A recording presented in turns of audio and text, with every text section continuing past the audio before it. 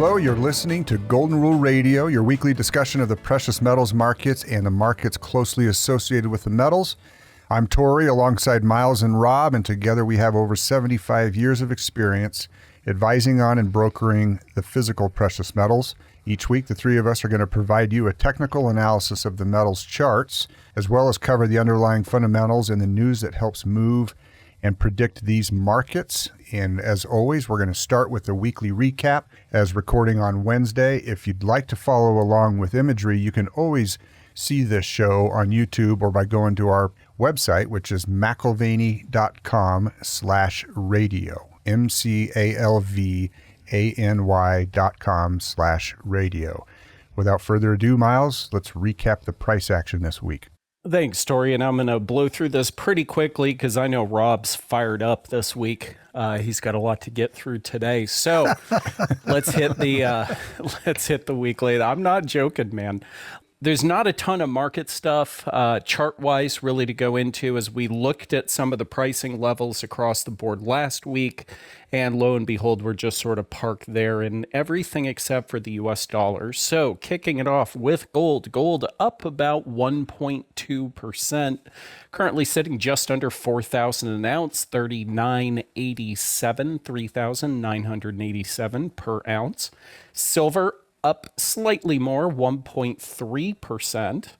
And it actually got back up to 50 at some point here a couple days ago, but currently sitting at $48.20. Platinum, on the flip side, is actually down 1% to 1,550.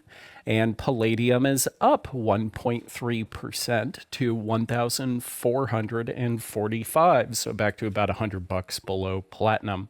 The S&P, after coming off a new all-time high, just like everything else over the last couple weeks, it's starting to not mean anything anymore. In case you guys aren't hearing the trend, all-time high in US dollars is becoming irrelevant, but the S&P is down off those previous highs about 0.8% to 6,820. And the US dollar, coming off some new interest rate news, is doing exactly what you wouldn't expect it to do. It's up 1.1%, which is actually a lot for a currency, especially the biggest currency in the history of the earth, up over 1% in a single week, and it is back above 100. So we did break back into the triple digits on the dollar index. Now, across the board, with gold taking a little bit of a breather, at least in terms of pricing and the US dollar, I think as we're pushing towards the end of the year, I think there's a good number of things on a grand scale we need to get back into when it comes to the gold market. You know, we started talking about how the big boys were pushing the price of gold around at the beginning of the year. I think that's a good way to end the year as well. I agree. And if you want all-time high to mean something, Miles, you have to say it as ATH, right? Nowadays, everything has to be initials or an acronym, right? Yeah. That's what makes it cool. So gold and silver hit ATHs in October. Right. But I'm going to point out two things before we move into those fundamentals, and that is the dollar up 1.1%, right? Gold's up 1.2. Rarely, occasionally, we see them move in lockstep with each other, right? Yeah. So this is kind of a fun period of time. Well, that was also the case in October because gold finished up in October about 4.5%. Well, the dollar was up like 2.2% in October also. So it happened over the course of the month. And the big winner this week is palladium. And the big winner for the month of October was palladium, up over 15%, which dwarfed gold and silver. So we'll get into that a little bit more next week. We're not going to focus on palladium this week, but eyes on it. And I'm anxious to see if it can actually catch platinum here in the short term. We'll see. Oh, I don't think it will. Okay. Well, there you go. I think it will. So we'll see who's right next week. Platinum's favor, shortage versus demand. I know. You're right. The fundamentals are in place for platinum. I mean, palladium is going to do okay, but it's mostly just somebody allocating to palladium more than a fundamental reason to be there. Yeah, and that's not where the biggest money is. So, Miles, you talk about the big money. Where's the big money going? Total gold demand this year, according to the World Gold Council, including over-the-counter investment and stock exchanges, so that includes like ETFs and what have you, But that total gold demand grew 3% year over year to 1,313 tons. And we've had the highest quarterly total in the whole World Gold Council data series. So that tells you it's not just the price climbing, but the demand is climbing. And this is where, Miles, you said Rob is fired up. Well, I mean, the thing is, though, Tori, I mean, yeah, global demand for gold is up 3% year over year, but the demand for gold in the U.S. is not anywhere close to global demand coming out of Europe and Asia. So why so much more demand with foreign actors than our own domestic actors? Well, I think part of that is the fact that the world is splitting in two. Instead of this globalization like we have been striving for as a country, politically for the last 50 years, the global monetary system is unsustainable. And as a necessary consequence, it is now changing. And Trump is creating a lot of anxiety and anger among the political class here in the United States and Europe because he is getting out ahead of this. He is moving as if it's a fait accompli, the system is changing. The petrodollar that we've relied upon for 50 years, the Federal Reserve and the dollar as the world's reserve currency, he's acting as if that's already moving away. I mean, it's already done. And so he's trying to get out ahead of that, and he's really upsetting the political elite, the intellectual class here in the U.S. and Europe, and that's why you're seeing so much pushback. But at the same time, we already know that the Asian market, you know, Russia, India, China predominantly. The BRICS, basically. They are instituting their own exchanges in St. Petersburg and Shanghai to offset and compete with the exchanges in New York and London. And we're still hoping that we can continue to use our exorbitant privilege of printing money and buying things from abroad, but the debt is killing us, the interest rate on the debt, and this administration is moving to monetize the assets of the United States and to use tariffs as a club to bring foreign capital or to keep foreign capital in the United States, reindustrialize this country, and turn us back into an export machine. Can it work? I don't know. But what alternative do they have? Well, and it's hard to tell which is coming first and which is reactionary. We've talked for a while that the world is leaving the dollar. So Trump's term is a new phenomenon. Yeah. I think you're right. He's getting out in front of, but he's not creating the issue. Right? No, he inherited he's still the reacting. issue. That's right. He inherited the issue, and if you don't get ahead of it, then it gets dictated to you, right. And he wants to dictate terms to the rest of the world. Right. Well, he still has the upper hand. That's right. So this project to reindustrialize America demands that we kind of cede the petrodollar system as we've known it to an alternative that the U.S. can implement, but it's going to be a really inflationary industrial policy. And the petrodollar was already being dismantled by the Saudis a few years ago anyway. And China. In fact, China, you talked about them doing the Shanghai Gold Exchange. Well, that in September of 2014, China had publicly said that it was no longer interested in accumulating dollar reserves on net. So this is 11 years deep. And global reserve currencies don't happen overnight. No. They happen over decades. This is China's push to try to see that happen. And that was their first significant move. Listen, that's 11 years ago. They've been playing chess. We've been playing checkers. Come on. But look what's happened to the gold price. Look what's happened to global gold demand. And since suddenly everybody's 2011? like, where did this come from? You know, and it's like, China. China's been doing this all along. And you guys, Miles, you've said this too. China keeps putting the floor in the price. Yeah. Right? Yep. Somebody is. It's the big players. Well, it's not the West. No, definitely not the Our West. central bank hasn't added an ounce. No, I mean, we're supposed to have all this gold. Who knows? So we don't need to add any more? I mean, the thing is, it's like, I'm still buying. Right? I don't care, right? Yeah, I just bought some yesterday. I ain't no central bank. And I'm going to buy some silver today. It's absolutely true. Okay, so here in the East, we're talking about, nobody's buying junk bags anymore, so the junk bag premium's going down only because the refineries can't keep up with the melting and refining of bars to be sold overseas. Like they're so backed up with product and orders right now, they can't keep up. And on the flip side, I just read an article here earlier today, Tanaka, the big, who we've talked about earlier this year on the show, because later this year, Tanaka is going to be halting the conversion between their like gold access storage card account system that they have, where you used to be able to just go into a Tanaka store in Japan or China, and if you've got X amount of ounces of gold, you can just exchange whatever you have on your card for the gold and vice versa. We talked about this earlier, how they're shutting that down because they were restricting it. Yeah, exactly. Well, I read an article here today. They're actually curbing the sale of right now, just brand new sale of as small as 1 ounce gold bars. So we're over here backed up because we don't have the machinery fast enough to print and ship our wealth to Asia right now.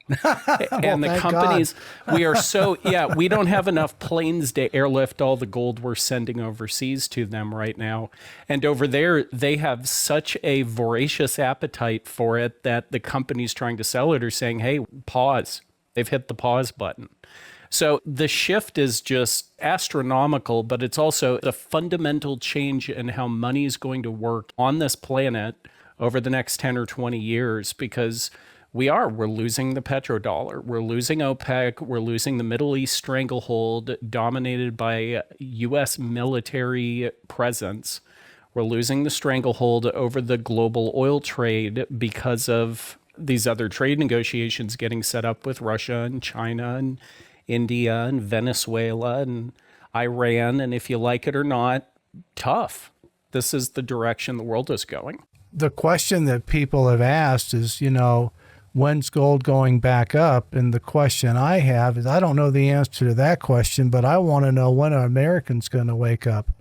Instead of letting our wealth migrate away from here, when are we going to start shoring up our finances and start buying gold as a country? Told you earlier, Rob, we don't like the question when. We don't ask when. But there's got to be some catalyst here in America to have people say, hold on a second, I better add some more gold and silver in a hurry. Sure. Traditional gold investors and clients that we've been working with for years that are consistent in gold addition over time. Yeah, that's different. That's different. I'm going to say it. When the non-gold investor decides to get involved in gold, I would argue is usually an emotional, not a logical reaction to something. Oh, it's a FOMO. We saw some of that in October, which caused the overshoot. It could just be the F part, the fear. Yeah, it's either true. F or FOMO or FOMO. Yeah. So if you look at the chart of gold, right? Can we explain what FOMO is? Come on. No, this is the show about initials and acronyms, remember? Yeah. If you don't know your initials, bud. I know the initials, but there's somebody out there scratching their head going, fear FOMO. of missing out. Fear of missing out. Oh, I thought it was FAFO. Now you know. Yeah, that's right. Now you know. Okay. All right. So to me, the key here is that when is not important. We know that ultimately it's just on this path. Right. It's already started. What China started with the Shanghai Exchange was just the first shot of establishing a U.S. dollar reserve currency alternative. And they want a gold-based yuan. And we know that they're doing that, and they're bringing all parties on board. Anybody who will join them. You want to trade in yuan, we're legitimizing it. We are trading in it. Well, we only are backing it. Only certain countries. No, this is the division that you talked about, right? This is us versus them. Yeah. West versus and not East, even all of them. Only a few of them get to play, trade your yuan for bars of gold. Yeah, unfortunately, that really is an indication of this separation. I mean, you're seeing the division domestically, but globally, you're seeing division. And it's going like what you had said earlier, from like a G7 to a G2. Almost everybody has to pick a side. Not a team anymore, as if there's multiple teams. It's picking a side. And that's what the investor, and the Western investor especially, needs to understand is that, look, if the biggest money is seeing gold this way, what are you doing as an investor? What are we doing? And let's get into some of those examples. Like, okay, everybody goes, oh, well, the whole world's buying gold. How do we know? The East is buying gold. The West we're not even getting along. We don't get along with Canada. We don't get along with France. We don't get along with Germany. But how important are With they? each other? For each other. I mean, NVIDIA is already bigger than Germany. Okay. What is it? Microsoft is bigger than France. I mean, it's really the United States. The rest of the Western world is, I don't know, gazing at their navels. But the BRICS countries, they're focused, they're unified. And it's not just them. Okay, so for the first time since 1996, we said this about a month ago, and Miles, it's worth throwing this image up again, and you can see the visual charts and images, and the best place to go actually for that is our website, which is mcalvany.com/news. That's MCALVANY.com/news. So for the first time since 1996, U.S. Treasury holdings have gone below gold holdings by foreign central banks. Yeah. Our central bank, again, is the lone central bank that hasn't been adding to ounces. And I don't know why that is, but it goes to your point of getting out ahead of it. They're pursuing digital currency, cryptocurrency alternatives, where it's not just about the U.S. dollar system as we know it or the petrodollar system. So they are creating alternative avenues, and they're bullying trading partners that if you are dealing in any other currency other than the dollar, guess what? Here comes the tariff bat again. So they need to do that. But how do we know that the world, central banks are one thing. All right, let's look at central bank buying for just a sec. So the World Gold Council came out and said they remain a firm pillar of demand for gold. We know that. They bought an estimated 220 tons net of gold just in the third quarter, which is 28% higher than the second quarter and 6% higher than the 5-year quarterly average. So this is a ramping up. And there's a great image here of the annual central bank gold demand. And all it's done is gone up 22, 23, 24. 25 is still much higher than the 10 years prior. It's come down a little bit, but we're only 3/4 of the way through it. And you guys, this isn't showing any signs of slowing down. And then you've got the National Bank of Kazakhstan was the largest buyer in the third quarter. The Central Bank of Brazil added gold for the first time since 2021. You've got the Reserve Bank of India purchased nearly 600 kilos of gold between April and September and added gold as a part of reserves, like 880 tons as of the last week of September. This is huge. The World Gold Council notes that 66% of third quarter central bank demand remains unreported too. So that's just what is reported. And that's been a weird trend since 2022. Like they're doing it off the books almost. Right. China kind of did that for a long time. Russia too. And now India's doing it. Yep. And you guys brought up silver. It's not just gold. Yeah. Right. I mean, India is using silver as a collateral asset now. Yeah. In the RBI. Yeah. Yep. That's not runs batted in, Rob. Right? Don't get confused. Right. That's the central bank of India. But, you know, what else about silver? What else? I mean, we haven't even talked about the dynamics and physical silver. There's projections that silver is getting ready to have a moonshot, and those are from fairly credible sources. So I'm going to add some more silver today. I don't know the answer to that. It's never a when, it's always an if, and I don't think $100 silver is out of the realm at all, whether it's next month or in 5 years. When? I don't care. Yeah, When? I don't care. When? I don't care. Ask him when, Miles. Yeah. Yeah, No, when? I'll pass. No, my favorite question, the least important one. Well, I mean, what's the real price of silver today, Rob? It's 85 to 1, right? Right. Who cares what the dollar price is? The price of silver is however many ounces it costs you to get 1 ounce of gold. And you can put any national currency symbol in front of whatever number you want to invent in your head, because that's the way you price things out personally. But to me, everything goes back to what can I ratio. exchange for it? It's all about apples to oranges for me.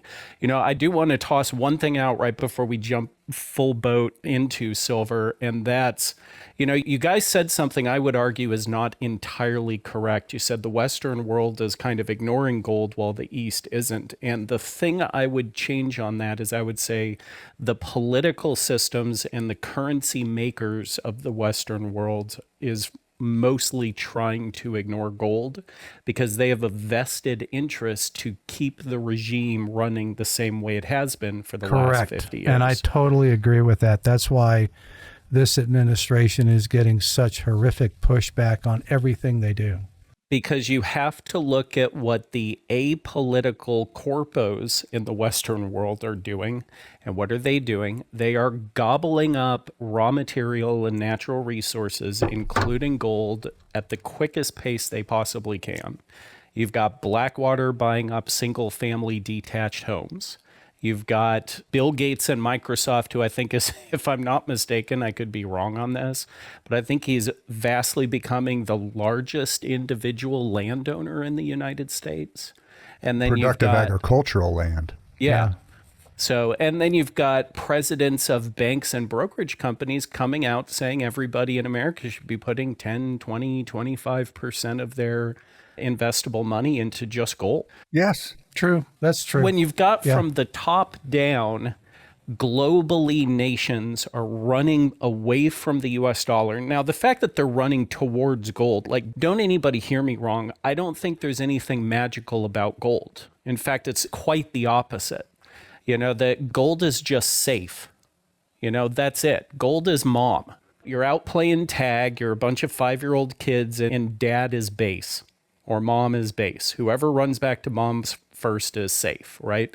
It's people just running back to base. There's nothing magical about gold. They're just circling the wagons and waiting to see where things land. So across the board, you've got from east to west, you've got people increasing their gold positions because the one thing that everybody has tried to rely on, this failed attempt at circumnavigating reality by using a fiat currency for the last 50 years, is or already has failed. Now we're just waiting for the inevitable. But I would say demand here in the U.S. is still down year over year. Well, okay, that's fine, but it is awake. And I think that's another point Miles it's starting to. Yeah, Miles for 2025, it's a good point. For the third quarter of 2025, I think that has shifted. And most of it is ETFs. Now, the physical coin and bar world has finally woken up. So there's been huge Western ETF buying finally, like 222 tons. That's been accompanied by 316 tons of bar and coin investment. That's up 17% year over year now. And that's all happened like boom in this price run up, right? Good. So, good. So that's good. But, you know, the World Gold Council again talks about the global investors poured in to ETFs. Now, that's not a Western thing alone, but that's extended a 3-month buying streak. And that's pushed now the total assets under management in gold ETFs to a record $407 billion. And so a lot of that, though, is the West waking up. And I still don't think we've seen anything yet. Miles, to the last point that you made, you know, that's former Fed Governor Larry Lindsey. And he said back in 2015 at a conference, it's like, he said, this always ends this way. Rome, the Ming Dynasty, Zimbabwe, it's so depressing. It always, always, always ends this way. This end game we're all talking about. The financial arrangements of the state are no longer sustainable. Government will not voluntarily let itself go out of business. It will use all of its powers to fund itself. And that's what we're seeing. We're not reining in spending. We're directing where it goes differently.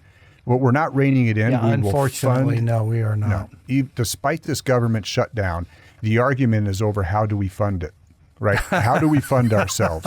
Instead of, okay, now that one half is out, let's go ahead and start cutting everybody. No, they didn't do that. No. And that makes me very sad. And the Federal Reserve is caught here. So they're in this struggle where they have their primary goal being price stability. Through inflation and employment, it's price stability. Well, that's no longer the case. That's being displaced now by this new primary goal of ultra low real rates. Like, it's all about how low can we suppress rates so that we can stimulate buying, increase money supply, drive credit markets, print our way out of it, inflate our way out of this problem. And the U.S. consumer better get ready. This administration is not the answer to inflation. They're being inflationary. If China stops buying our debt, the only people we're going to have to sell it to is ourselves. Well, that's what's going on. The U.S. consumer better get ready. That's the Federal Reserve. That's exactly right. Well said. we'll have to cover up on more silver next week because it's the sleeping I think dog. it's the sleeping giant. I really do. And I'm a gold bug. Come on.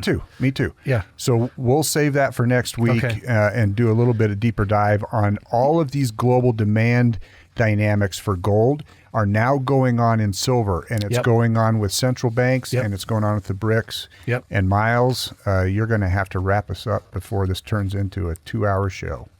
Okay. That's a wrap. I'm just kidding. All right. That's going to do it this week for Golden Rule Radio. As always, we appreciate you stopping by. If you liked what you heard, we encourage you to head on over to our website. That's McAlvany.com, McAlvany.com, where you can find some additional information. You can also find us on Twitter at ICAGold or Facebook at McAlvany Financial. And as always, if you'd like to discuss your personal portfolio, give us a call. We can be reached at 1-800-525-9556. Thanks again for listening and have a great week.